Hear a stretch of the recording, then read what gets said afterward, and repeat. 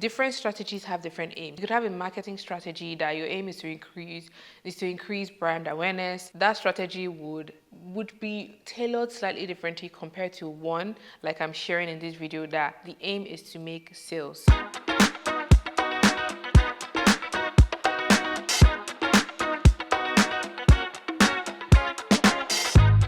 What's up, K-Divas, and welcome back to the channel. My name is Priscilla. I'm a Nigerian women's hair designer based in the UK, and in this video I'm going to be sharing 5 effective marketing strategies that you can implement if you're a small fashion business and your aim is to make more sales online. So if you'd like to find out what these strategies are, make sure to keep on watching. If you do enjoy this video, don't forget to give it a thumbs up so more people on the platform get to see it and enjoy the information that we'll be learning today. So if you're excited like I am, let's jump straight into the video. So some of these strategies I have tried out myself and others I'm yet to explore and experiment with. But before we get into the strategies, I just wanted to make a note of what the definition of marketing strategy is, because for the longest time I was very confused about what it was. So let's break it down. Marketing is essentially any activity that you do to get your product in front of potential customers. Strategy literally means a plan. So in essence, marketing strategy means what plans are you going to implement to get your products in front of potential customers. Starting off with the first one, which I love to do with my digital products, is to create like a pre-sale campaign. What this means is you open up that new product for sale for like a limited period of time at a special price. Just set it at a price that would get people excited, inspired, and make them more eager to buy at that beginning period at that special price. I love to do this with my PDF patterns, my digital ebooks, all those things that I know people can purchase anywhere in the world. I'll open it up for pre-sale for like a couple of days or like a week, and at that special price, and I'll get loads of orders come in because people know that time frame is when they'll get that particular price, so they are more incentivized to shop at that special price. The second strategy that you could try out is to create or to work with an influencer for an exclusive or limited edition drop. Now, you have to choose an influencer that aligns really well with your brand so their customers will find the products that you guys release together that it makes sense to them. So if you're someone who makes sewing content like I am, or someone who is in fashion, I know I would most likely want to work with an influencer who creates fashion content or DIY content, because their audience would be interested in the products that we would release for that exclusive limited edition drop. You making the influencer the face of that drop would tell their audience that, oh, this is something that you have made in collaboration or in partnership with them, hence why they should come support it. This I'm yet to try out, but I've seen it work really, really well for a lot of companies. They would choose like an influencer or a celebrity and do like a collaboration, either one limited edition product or like a collection. We see this happen all the time with H&M, for example.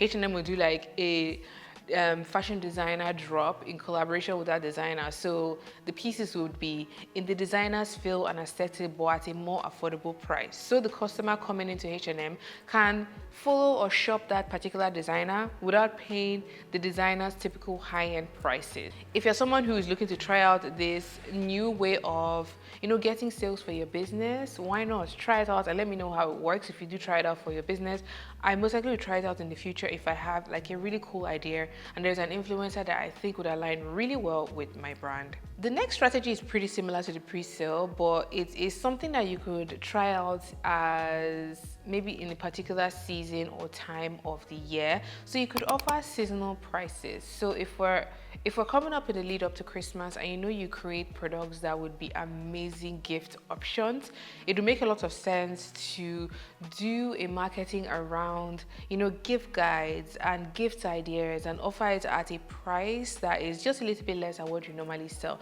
The aim of these strategies is to make sales.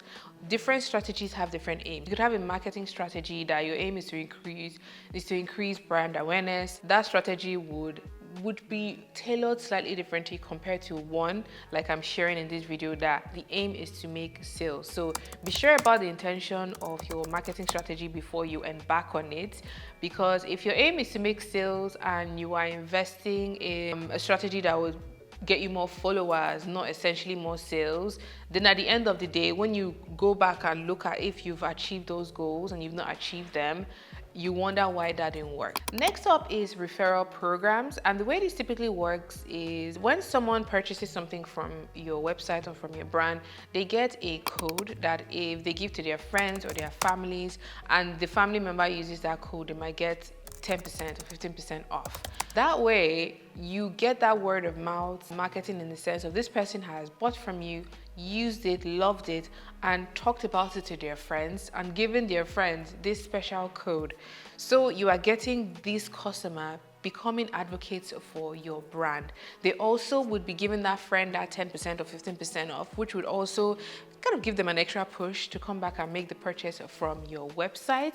So that way you're building a community of people who actually love your product, love your brand, and will talk about it to their families, with their friends, on their social media, and give that discount to their audience.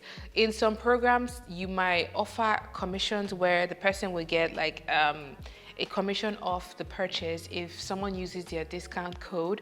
Just make sure that everything is clear from the onset so people know what they are getting when they use those codes on your website. This final strategy works if you have products that you can bundle up into packages. So if you're someone who does tops and pants and you usually would sell them separately, you could create bundles of a top with a matching bottom at a special price. So if there's someone who was looking to buy a particular top and ended up seeing it as a set, they might just go ahead and buy it as a set. You get that order come through, you get more, you get like a higher average order value because you end up spending more on your website. If you're someone like me who does sewing content, who does DIY content, who does fashion content and has products tailored in that industry, I would maybe do like a guide that goes with my PDF pattern and offer it as a bundle that if you buy this pattern, you get the guide either for free or at a special price. So it kind of gives people like an extra incentive to buy that PDF pattern, whereas if there was just a pattern on its own, I don't know, I feel like they will not be as gingered to make that purchase. So I hope you guys enjoyed these strategies and you found them useful. If there's any other strategies that you know that you've tried out for your brand, these ones were tailored to make sales. I just wanted to reiterate that. But if you know any more to help you make more sales, build your brand awareness online, do share them in the comment section down below. If there's any other topics that you would like me to talk about in this fashion business series, please leave it as a question as well. And I would answer either as a comment or as a dedicated video in the future because I actually enjoy making videos like these every now and again.